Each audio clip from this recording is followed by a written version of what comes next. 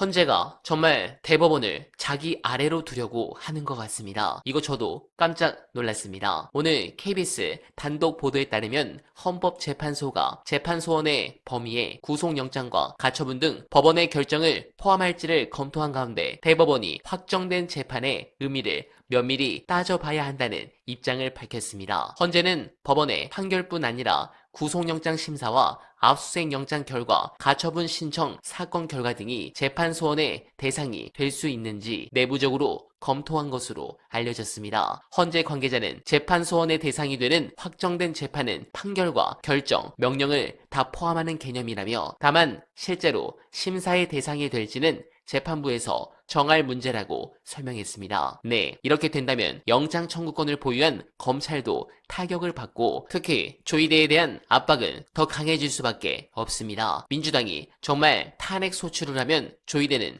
잦은 사퇴 가능성이 굉장히 높다고 보는데 민주당이 역풍 두려워 말고 강하게 나가야 하는 이유 끝까지 봐주시고 여러분들의 생각 댓글로 부탁드립니다.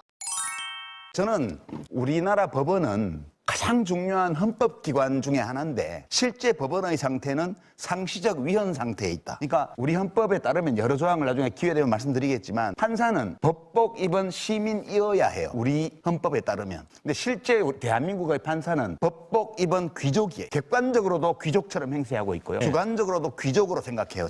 자기들끼리 귀족 대우를 해요. 그러니까 법원이 저지르는 판사들이 저지르는 비리나 또는 법률 위반, 헌법 위반에 대해서는 대법원장이 나서서 이거를 바로잡지 않는 한은 누구도 바로잡을 수 없는데 대법원장 자신이 이미 그런 위법적인 또는 위헌적인 행위를 한 대상으로 지목돼 있는 상황이거든요. 우리가 지금 봐야 되는 거는 법원이 이와 같은 상시적 위헌 상태에서 재판을 진행하고 있고 불행하게도 이 헌법 파괴 사건인 내란 사건을 그 법원이 해야 돼요. 이게 우리 대한민국이고 저는 이걸 받아들여요. 이번 재판은 이렇게 진행될 수밖에 없다는 점을 수용합니다. 그러나 앞으로 이 문제는 한국 사회의 미래와 관련해서 굉장히 중대한 사안이기 때문에 시간을 가지고 우리가 앞으로 더 논의할 필요가 있다 이렇게 생각해요. 저는 우리 사법제도에 대해서 특히 우리 법원에 대해서 굉장히 큰 위기감을 갖고 있어요. 저도 이제 피고인으로 징역도 살아보고 이런 사람이에요. 근데 판사들의 권력이 어디서 온 거냐? 이걸 한번 우리가 되새겨 볼 필요가 있다고 저는 봅니다. 우선 보면 헌법 제1조 2항에 대한민국 주권은 국민에게 있고 모든 권력은 국민으로부터 나온다. 이게 출발이에요. 그 다음에 헌법 제101조에 1항에 사법권은 법관으로 구성된 법원에 속한다. 이렇게 해서 재판할 권한이 판사들한테 간 거예요.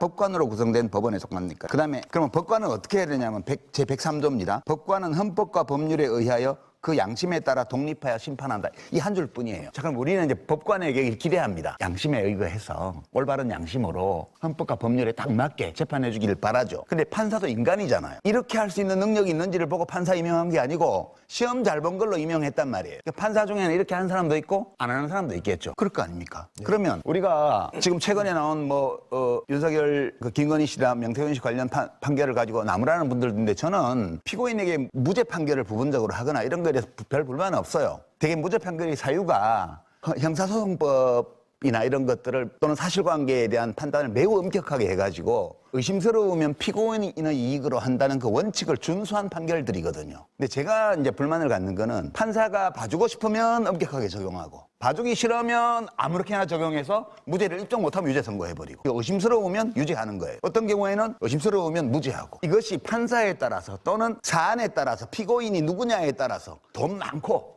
권력 있고 친하고 명문대학 나오고 이런 사람한테서는 엄격하게 적용하고 그렇지 않은 사람한테는 아무렇게나 하고 이렇게 하는 것 때문에 사법 불신이 있는 거잖아요. 그러면 이 가능성은 언제나 있는 거니까 판사들 자신도 우리가 그렇게 될 수 있어라고 인정을 하고 이거를 제어하기 위해서 어떤 성향의 어떤 판사에게 내 사건이 배당되어도 헌법과 법률과 형사소송법의 기본 원칙에 입각해서 판결이 내려질 거라는 기대를 우리가 가질 수 있어야 법원에 대한 신뢰가 생기는데 이게 다 깨져 있는 상태예요 지금. 그래서 저는 이게 이제 그래서 어떤 상태가 되냐면 판사가 뭘 해도 누구도 터치 못해요. 그러니까 판사는요, 이게 판사는 106조에 이렇게 했습니다. 헌법에. 법관은 탄핵 또는 금고 이상의 형선고에 의하지 않고는 파면되지 않는다. 이렇게 있습니다. 징계처분도 정직, 감봉 이런 것밖에 없는데 이것도 판사징계법에 따라서 대법원장이나 법원장이 열을 때에만 징계가 돼요. 이게 되니까 사실상 재판과 관련돼 있는 모든 권한이 판사 개개인의 소위 양심에 맡겨져 있는 거예요. 이 판사가 돈 먹고 또는 친구니까, 뭐 정관이 변호하니까 이런저런 이유로 어떤 판사가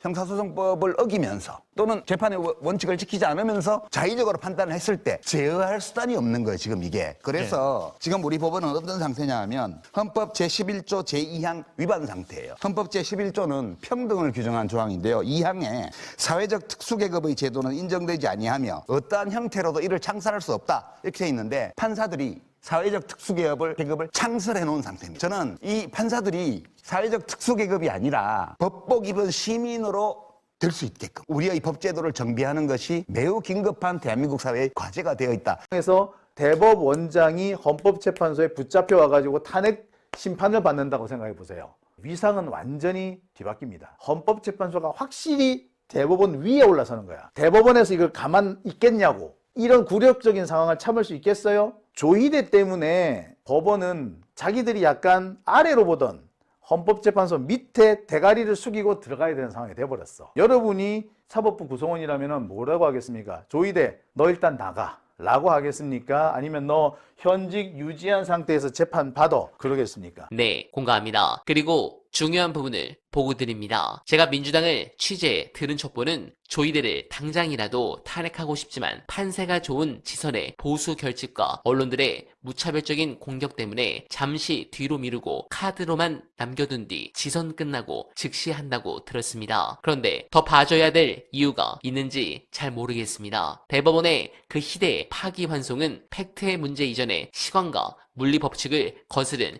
기괴한 사건이었습니다. 이것은 정상적인 심리가 아니라 이미 결론을 정해놓고 시간을 억지로 짜맞춘 판결을 빙자한 정치적 쿠데타 시도였습니다. 만약 깨어있는 주권자들의 분노가 폭발하지 않았다면, 그리고 광장의 횃불이 사법부의 목덜미를 서늘하게 만들지 않았다면 우리는 지금 전혀 다른 아주 끔찍하고 평온하지 않은 야만의 세상에 살고 있었을 것입니다. 사법폭주에 제동을 건 것은 법전이 아니라 주권자의 분노였습니다. 그런 부분에서 헌재에서 탄핵이 인용되느냐 기각되느냐는 두 번째 문제입니다. 감히 사법부가 판결봉을 무기 삼아 주권자의 선거권을 강탈하려는 끔찍한 시도를 영원히 제발 방지할 수 있습니다. 그런 부분에서 민주당은 당장 탄핵을 추진해야 합니다. 조희대 대법원장과 그 동도자들을 헌법의 심판대에 세우는 것은 사법부 훼손이 아니라 사법부 정상화의 첫걸음입니다. 주권자의 선택권을 가로채려 했던 그 오만한 사법 권력의 심장에 이제 우리가 직접 위헌과 탄핵의 비수를 꽂아 넣어야 할 시간입니다. 여러분들은 어떻게 생각하십니까? 공감하셨다면 소중한 언알방 후원 부탁드립니다. 댓글에 고정된 내용을 통해 많은 사랑 부탁드리며 언알바는 오늘도 최선을 다하겠습니다. 여러분 고맙습니다.